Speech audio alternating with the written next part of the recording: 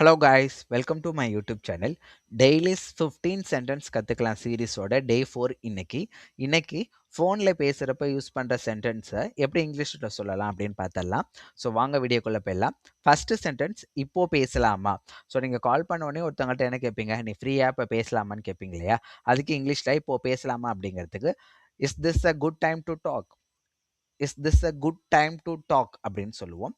Next, உன்னை தொடர்பு பண்ண ட்ரை பண்ணினேன். இது எப்படி சொல்லி நேற்று உனக்கு கால் பண்ண ட்ரை பண்ணேன் இல்லை கிடைக்கல அப்படின்னு சொல்லுவோம் இல்லையா? ஸோ அந்த மாதிரி சொல்கிறப்ப I tried reach you.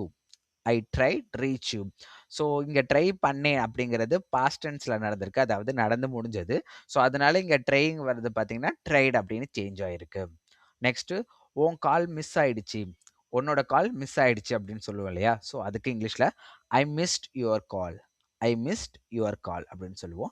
Next, கொஞ்சம் லேட்டாக பேசலாமா? கொஞ்சம் லேட்டாக பேசலாமா அப்படிங்கிறதுக்கு இங்கிலீஷில் can we talk later. Can we talk later. இங்கே ரெக்வெஸ்ட் பண்ணி கேட்குறதுனால கேன் யூஸ் பண்ணுறோம். ஸோ பேசலாமா அப்படிங்கிறதுக்கு டாக்கு, லேட்டர் அப்படியே வந்துட்டு. ஸோ ரெண்டு பேருக்குள்ள கான்வர்சேஷன் நடக்கிறதுனால வி இந்த இடத்துல யூஸ் பண்ணியிருக்கோம். So can we talk later அப்படிங்கிறது. அடுத்தது, நான் மீட்டிங்கில் இருக்கேன். ஸோ நீங்கள் கால் பண்ணி ஃப்ரீயாக பேசலாமா அப்படின்னு கேட்குறப்ப நான் மீட்டிங்கில் இருக்கேன்ப்பா, இப்போ என்னால் பேச முடியாதுன்னு அப்படின்னு சொல்லுவோம் இல்லையா? ஸோ நான் மீட்டிங்கில் இருக்கேன் அப்படிங்கிறதுக்கு இங்கிலீஷில் I am in a meeting. I am in a meeting அப்படின்னு சொல்லலாம். ஆன் அ மீட்டிங் சொல்லக்கூடாது, இன் எ மீட்டிங் தான் சொல்லணும். அடுத்தது, சிக்னல் கிடைக்கல, இல்லை சிக்னல் சரியா இல்லை, நான் உன்னை ட்ரை பண்ண ரீச் பண்ணேன், ஏன் நீ ஃபோன் எடுக்கல அப்படிங்கிறப்ப சிக்னல் சரியா இல்லை அப்படின்னு சொல்லுவோம் இல்லையா?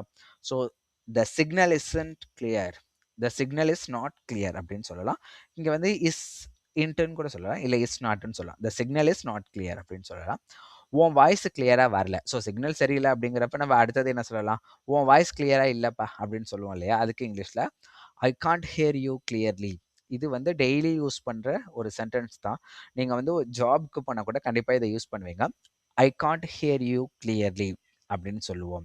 ஒருவேளை கிளியராக இருக்குது அப்படிங்கிறதுக்கு இங்கிலீஷில் சொல்லலாம் ஐ can hear you clearly. So நான் இங்கிலீஷில் இப்போ சொல்லிக் கொடுக்குறது என்னோட வாய்ஸ் வந்து உங்களுக்கு கிளியராக கேட்குதா இல்லையா அப்படிங்கிறத கமெண்ட்டில் சொல்லுங்கள். கண்டிப்பாக கேட்டுச்சுன்னா I can hear you clearly அப்படின்னு டைப் பண்ணுங்கள். கேட்கலன்னா I can't hear you clearly அப்படின்னு டைப் பண்ணுங்கள். ஸோ நெக்ஸ்ட் சென்டென்ஸ், சரி பிறகு பேசலாம். ஸோ கால் கட் பண்ணுறப்ப கண்டிப்பாக இது யூஸ் பண்ணுவோம். சரி அப்புறம் பேசலாம் அப்படிங்கிறதுக்கு. அதுக்கு இங்கிலீஷில் okay we will talk later அப்படின்னு சொல்லுவோம். Okay we will talk later. Next, கொஞ்சம் காத்திருக்க முடியுமா? சரி நீ கொஞ்ச நேரம் வெயிட் பண்ண, நான் வந்து போயிட்டு வந்துடுறேன் அப்படின்னு ஃபோன் பேசுகிறப்ப சொல்லுவோம் இல்லையா? அதுதான் can you hold for a moment. Can you hold for a moment. கொஞ்சம் அப்படிங்கிறது ஃபார் அ மோமெண்ட்டாக வந்துடுது. காத்திருக்கிறது அப்படிங்கிறதுக்கு இங்கிலீஷில் ஹோல்ட் பண்ணி வைக்கிறது, ஹோல்டுன்னு சொல்லலாம். So can you hold for a moment அப்படின்னு சொல்லுவோம். ஸோ அவர் இப்போ அவைலபிளாக இல்லை. ஸோ உங்கள் வீட்டுக்கு கால் பண்ணுறாங்க, மேபி உங்கள் அப்பா இல்லை யாரோ உங்கள் ஃபேமிலி மெம்பர், அவங்ககிட்ட பேசலாமா அப்படின்னு கேட்குறப்ப இல்லை அவங்க வெளியில் போயிருக்காங்க அப்படிங்கிறதுக்கு இங்கிலீஷில் எப்படி சொல்லலாம் அப்படின்னா he is not available right now. So நம்ம எங்கே போயிருக்காங்க அப்படிங்கிறத சொல்ல விரும்பாத பட்சத்தில் அவைலபிள் யூஸ் பண்ணலாம். He is not available right now அப்படின்னு சொல்லலாம். நெக்ஸ்ட்டு, என்ன காரணமாக கால் பண்ணியிருக்கீங்க? ஆப்வியஸ்லி அடுத்த கொஸ்டின், அவர் கிட்ட இப்போ பேச முடியாது, நீங்கள் எதுக்காக கால் பண்ணியிருக்க அப்படின்னு கேட்போம் இல்லையா? இதுக்கு இங்கிலீஷில் what is the reason for your call. What is the reason for your கால் அப்படின்னு சொல்லுவோம். காரணம் அப்படிங்கிற தமிழ் வார்த்தைக்கு இங்கிலீஷில் ரீசன். ஸோ நெக்ஸ்ட்டு, கொஞ்சம் சத்தமாக பேசுங்க. ஸோ நீங்கள் பேசுறது கேட்கல, கொஞ்சம் சத்தமாக பேசுகிறீங்களா, அந்த இதுதான்.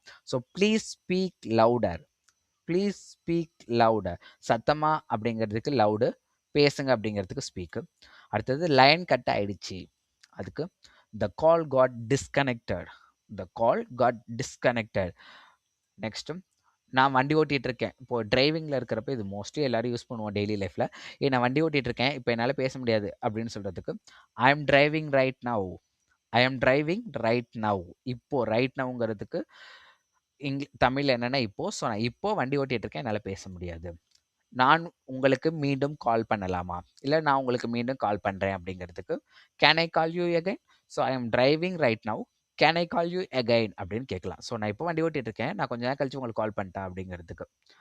ஸோ இன்றைக்கி கால் ரிலேட்டட், அதாவது ஃபோனில் பேசுகிறதுக்கு ரிலேட்டடாக ஒரு 15 சென்டென்ஸ் பார்த்துருக்கோம். ஸோ இந்த மாதிரி டெய்லியும் யூஸ் பண்ணுற தமிழ் சென்டென்ஸை இங்கிலீஷில் தெரிஞ்சுக்கணும் அப்படின்னு ஆசைப்பட்டீங்கன்னா கண்டிப்பாக சப்ஸ்கிரைப் பண்ணிட்டு பாருங்கள். நாளைக்கு புது விதமான சென்டென்ஸோட பார்க்கலாம். பாய் பாய்.